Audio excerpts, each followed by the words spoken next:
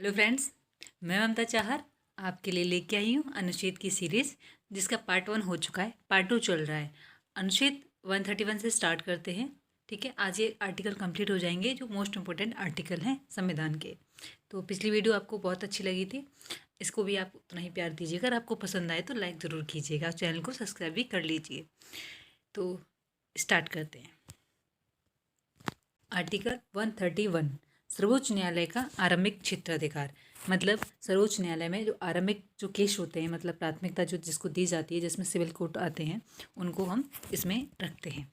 अनुच्छेद 148, भारत का नियंत्रण एवं महालेखा परीक्षक, जिसको हम कैग भी बोलते हैं। तो 148 में क्या आता है? कैग। अनुच्छेद 155, राज्यपाल की नियुक्ति। इसमें राज्यपाल की नियुक्ति होती है। और राष्ट्रपति की नियुक्ति किस में होती है? 52 में। 55 में आती है राष्ट्रपति के निर्वाचन की। तो 50 में राष्ट्रपति का निर्वाचन और 155 में राज्यपाल की नियुक्ति।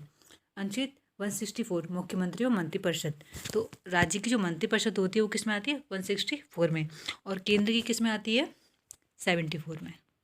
ठीक है, 74 में सेंटर की आती है और 164 में राज्य की आती है।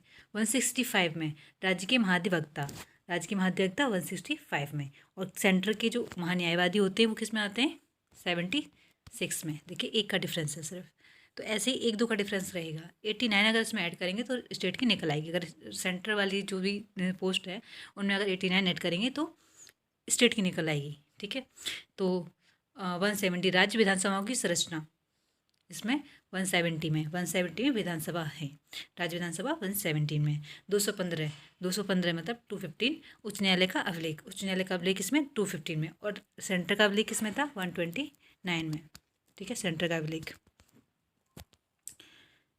अनुच्छेद 227, सभी न्यायालयों के अधीक्षण की उच्च न्यायालय की शक्ति। अनुच्छेद 245, संसद द्वारा राज्य विधानमंडल द्वारा बनाई गई विधियों का विस्तार। अनुच्छेद 280, मोस्ट इंपोर्टेंट। अनुच्छेद 280, मोस्ट इंपोर्टेंट, वित्त आयोग, फाइनेंस कमीशन। तो वित्त आयोग, निर्वाचन आयोग इसमें 324 में आगे आएगा। आगे अनुच्छेद 324, निर्वाचन आयोग मतलब इलेक्शन कमीशन। किसमें? 324 में। विधानमंडल में राज्यपाल की अध्यादेश जारी करने की शक्ति 213 में। 213 में किसमें? 213 में राज्यपाल को अध्यादेश जारी करने की शक्ति। ठीक है, और राष्ट्रपति को अध्यादेश जारी करने की शक्ति किसमें थी? 123 में। तो एक को अगर इधर लाएंगे हम, ठीक है, तो ये हो जाएगा राज्यपाल, राष्ट्रपति, प्रेसिडेंट। ठीक है, तो ऐसे याद कर सकते हैं। 213 में राज्यपाल और 123 में प्रेसिडेंट, जिसको अध्यादेश जारी करने की शक्ति है। नेक्स्ट 214 में राज्यों के लिए उच्च न्यायालय। उच्च न्यायालय किसमें है? 214 में। एक मिनट तक देखिए, इसमें राज्यों के लिए उच्च न्यायालय 214 में कितना है? High court. ठीक है, और 124 में कौन है? Supreme court. समझ में आई? ठीक है, 214 में हाई कोर्ट और एक इधर निकाल दो तो ये हो जाएगा 124 में सुप्रीम कोर्ट। ऐसे हमने अध्यादेश का पढ़ा था, जिसमें किसमें था? 213 में क्या था? राज्यपाल को अध्यादेश की शक्ति थी। और 123, एक को अगर बाहर निकाल दिया जाए, आगे कर दिया जाए, तो हो जाएगा 123। और 123 से राष्ट्रपति को अध्यादेश जारी करने की शक्ति थी। तो ऐसे ट्रिक लगा के आप याद कर सकते हैं दोनों को। 215 उच्च न्यायालय का अभिलेख न्यायालय। 226 उच्च न्यायालय को रिट जारी करने की शक्ति। तो उच्च न्यायालय को रिट जारी करने की शक्ति किसमें? इंपॉर्टेंट है ये। उच्च न्यायालय को रिट जारी करने की शक्ति किसमें? 226 में। और सुप्रीम कोर्ट को रिट जारी की शक्ति किसमें थी? 32 में। ठीक है, 239 का ए, दिल्ली के संबंध में विशेष उपन्यास में। 243 का ए में ग्राम सभा है, ये भी इंपॉर्टेंट, मोस्ट इंपॉर्टेंट। 243 का ए, इसमें ग्राम सभा है। पंचायत किसमें आती है? आप कमेंट करके बताइए। 243 में आती है पंचायत, और इसके ए बी सी इसके थोड़े सब पॉइंट है। 243 के थ में आती है नगर पालिका। 243 के थ में आती है। 243 के 263 में आता है अंतर्राज्यीय परिषद, इंटरस्टेट काउंसिल आती है 163 में, ये भी मोस्ट इंपोर्टेंट है। 267 में आती है हमारी संचित निधि, जो भारत की संचित निधि होती है, वो आर्टिकल 266 में, मोस्ट इंपोर्टेंट। भारत की संचित निधि 267 में आती है, जो किसके द्वारा है निकाली जाती है? संचित निधि से पैसा किसके द्वारा निकलता है? धन विधेयक के द्वारा। ठीक है, 267 में आता है भारत की आकस्मिक निधि। 266 संचित निधि, 7 में भारत की आकस्मिक निधि। नेक्स्ट चलते हैं।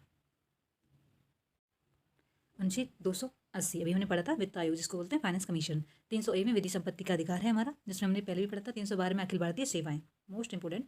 312 में अखिल भारतीय सेवाएं, और 315 में UPSC और स्टेट PCS। ठीक है, यूनियन पब्लिक सर्विस लोक सेवा आयोग और स्टेट PCS। ठीक है, तो ये थे 315 में। अगर आपसे पूछा जाए कि अखिल भारतीय सेवा किसमें, तो 312 में, और लोक सेवा आयोग पूछा जाए तो वो 315 में।